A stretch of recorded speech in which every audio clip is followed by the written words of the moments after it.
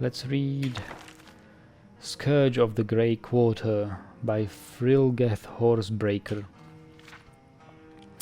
The tragedies befalling Morrowind do bring forth pity from even the stoutest Nordic heart. The Dark Elves deserve our condolences, but thus far they do not show themselves deserving of the simplest acts of charity. There are very different approaches to how to deal with the imminent problem of Morrowind, and I offer two options as seen in practice in Skyrim. One should serve as an exemplar, the other as a cautionary tale. Consider Riften, which shares a border with the ruined province. A number of the Dark Elves have made their homes there, but they are expected to earn their livelihoods as in any other citizen of the great city. They ply trades as merchants, work in the temple, and serve in the keep. Honest labor to be admired from a race that was so recently in such dire straits as to even warrant this discussion.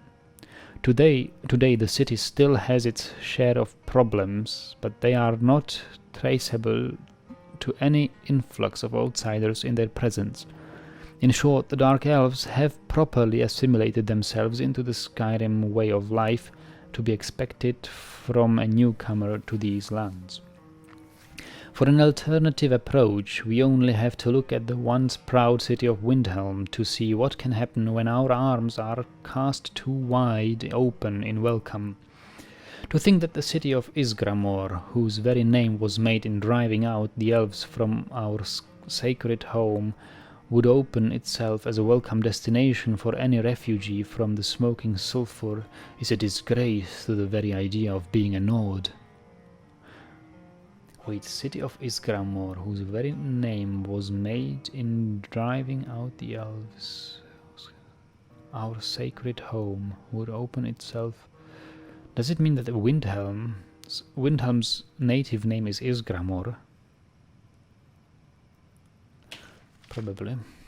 And what has become of this? Predictably, the lazy, discontented rabble was descended into squalor in an area now delicately referred to as the Grey Quarter of the city. They were not expected to contribute, and so have not.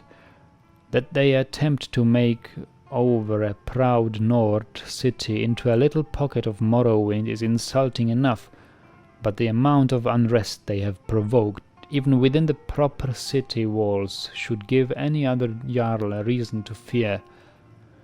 The Nords I talk to in the city speak of constant strife and crime coming from the Grey Quarter, with no respite in sight. The city guard barely patrol there, leaving the Dark Elves to mete out whatever passes for justice in their native customs. The respectable families of the city, the cruel seas, and Shattershields speak with an almost parental affection of the Argonians in their employ, but the Dark Elves have made no effort to ingratiate or assimilate themselves to the proper city dwellers. There is cause for optimism, though, as Jarl Ulfric is not nearly so tolerant of these substandard beings as his fathers were. Indeed, the soft hand of Hoag can be seen in the city's Argonian population. Indeed, the soft hand of Hoag can be seen in the city's Argonian population as well. An apostrophe is missing here, isn't it? The fishmen, at least, have learned how to best contribute to their new home. They have proven themselves as models, toiling at the docks with utmost efficiency and bright smiles. It would do the Dark Elves well to pay heed to their scaly cousins. I would expect in due course that they will find themselves either contributing more directly or once again wandering the land in search of roof and warmth. So Windhelm is a city polarized between the Dark Quarters, or the Grey Quarters.